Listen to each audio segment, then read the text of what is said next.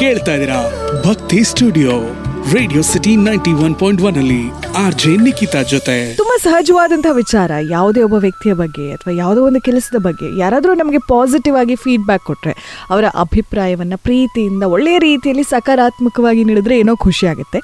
ಇನ್ನೆಷ್ಟೋ ಬಾರಿ ನಕಾರಾತ್ಮಕವಾಗಿದ್ರೆ ಏನೋ ಒಂದು ತರ ಬೇಸರ, ಅದನ್ನ ನಾವು ಸ್ವೀಕರಿಸೋದಿಕ್ಕಾಗೋದಿಲ್ಲ. ಇದೆಲ್ಲ ಸಾಧಾರಣವಾಗಿ ನಡೆಯುವಂಥದ್ದು. ಆದರೆ ಕೆಲವೊಮ್ಮೆ ಈ ಅಭಿಪ್ರಾಯಗಳು ತುಂಬ ಮುಖ್ಯ ಆಗುತ್ತೆ. ಕಡೆ ಪಕ್ಷ ನಮ್ಮ ಜೊತೆಯಲ್ಲೇ ಇರುವಂಥವ್ರು ನಮಗೊಂದು ಒಳ್ಳೆಯ ವಿಚಾರವನ್ನು ಹೇಳಿದಾಗ, ನಾವು ತಪ್ಪು ಮಾಡಿದರೆ ತಪ್ಪು ಅಂತ ಹೇಳಿದಾಗ, ಅವರ ಉದ್ದೇಶವನ್ನು ಅರ್ಥ ಮಾಡಿಕೊಂಡಾಗ ಬಹುಶಃ ನಾವು ಬದುಕಿನಲ್ಲಿ ಬೆಳೆಯೋದಕ್ಕೆ ಸಾಕಷ್ಟು ನಮಗೆ ಅವಕಾಶಗಳು ಸಿಗುತ್ತೆ ಅಂತ ಅನಿಸುತ್ತೆ.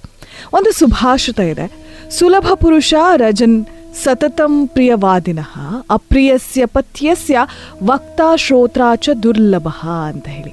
ಇದರ ಅರ್ಥ ಏನು ಅಂತ ತಿಳ್ಕೊಳ್ಳೋದಕ್ಕೆ ಹೋದಾಗ, ವಿಭೀಷಣ ನಮಗೆ ಗೊತ್ತೇ ಇದ್ದಾನೆ. ವಿಭೀಷಣ ರಾವಣನ ಸಹೋದರ ಅಲ್ವಾ.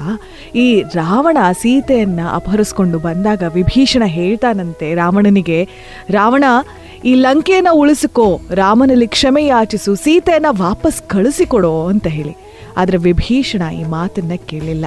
ಯಾಕಂದರೆ ರಾವಣನಿಗೆ ಇದು ಪ್ರಿಯವಾದುದಲ್ಲ, ಇದು ಸತ್ಯವಾಗಿದ್ರೂ ಕೂಡ ಅದು ಆತನಿಗೆ ಇಷ್ಟವಾಗದೇ ಇರುವಂತಹ ಒಂದು ವಿಚಾರ.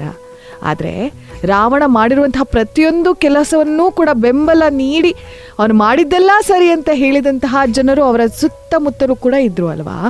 ಅಂತಹ ಜನ ನಮಗೆ ಸುಲಭವಾಗಿ ಸಿಗ್ತಾರೆ.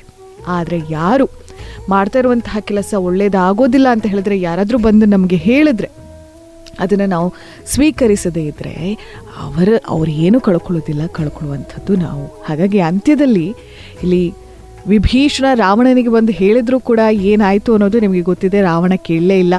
ಅಂತ್ಯದಲ್ಲಿ ಏನಾಯಿತು ಅನ್ನುವಂಥದ್ದು ನಮಗೆ ಗೊತ್ತಿದೆ. ಇದರಿಂದ ಸಾಕಷ್ಟು ಪಾಠವನ್ನು ನಾವು ಕಲಿತೀವಿ. ಯಾರಾದರೂ ಏನಾದರೂ ನಮಗೆ ನಕಾರಾತ್ಮಕವಾಗಿ ಅವರ ಅಭಿಪ್ರಾಯವನ್ನು ತಿಳಿಸಿದ್ರೆ ಅದರ ಉದ್ದೇಶವನ್ನು ನೀವು ತಿಳ್ಕೊಳ್ಳಿ. ಇದರಿಂದ ಆ ಬದಲಾವಣೆ ಏನಾದರೂ ನಮ್ಮ ಬದುಕಿನಲ್ಲಿ ತರಬಹುದು ಅಂತ ಆದರೆ ಖಂಡಿತ ನಮಗೆ ಸಹಾಯವಾಗ್ಬೋದು. ಎಷ್ಟೋ ಬಾರಿ ನಮ್ಮ ಜೊತೆಯಲ್ಲಿರೋರೇ ಈ ವಿಚಾರವನ್ನು ಹೇಳ್ಬೋದು. ಇನ್ನೆಷ್ಟೋ ಬಾರಿ ಅಂಥ ಗೊತ್ತಿಲ್ಲದೆ ಇರುವಂಥ ಯಾರೊಬ್ಬ ವ್ಯಕ್ತಿಯೂ ಕೂಡ ನಮಗೆ ಹೇಳ್ಬೋದು. ಆದರೆ ಇವೆಲ್ಲ ವಿಚಾರವು ನಮ್ಮ ಮೇಲೆ ಬಿಟ್ಟಿರುವಂಥದ್ದು ಅಲ್ವಾ. ಕೆಲವೊಮ್ಮೆ ಯಾರು ಇವ್ರು ನನಗೆ ಬಂದು ಹೇಳೋದಿಕ್ಕೆ, ಅಂದರೆ ಅಷ್ಟೇನು ಪರಿಚಯವಿಲ್ಲ ಅಂತ ಹೇಳಿ ಅಂದ್ಕೊಂಡು ಬಿಡ್ತೀವಿ. ಆದರೆ ಕೆಲವೊಮ್ಮೆ ಆ ವಿಚಾರಗಳ ಅಭಿಪ್ರಾಯವನ್ನು ಅಥವಾ ಉದ್ದೇಶವನ್ನು ನಾವು ತಿಳ್ಕೊಂಡಾಗ, ಅಥವಾ ಅಂತಹ ಬದಲಾವಣೆ ನಮ್ಮ ಬದುಕಿನಲ್ಲಿ ತಂದಿದ್ದೇ ಆದರೆ ಅದು ನಮ್ಮನ್ನು ಬೆಳೆಸುತ್ತಾ, ನಮಗೆ ಒಳ್ಳೆಯದಾಗುತ್ತಾ ಅನ್ನುವಂಥ ಒಂದು ಪ್ರಾಕ್ಟಿಕಲ್ ಯೋಚನೆ ನಮ್ಮಲ್ಲಿದ್ದಾಗ, ನಾವು ಬೆಳಿಬೇಕು ಅಂತಿದ್ರೆ, ಸಾಧಿಸಬೇಕು ಅಂತಿದ್ರೆ ಇವೆಲ್ಲವೂ ಕೂಡ ಬುನಾದಿ ಆಗುತ್ತೆ. ಕೇಳ್ತಾ ಇದ್ದೀರಾ ಭಕ್ತಿ ಸ್ಟುಡಿಯೋ ರೇಡಿಯೋ ಸಿಟಿ 91.1 ಅಲ್ಲಿ RJ ನಿಖಿತಾ ಜೊತೆ.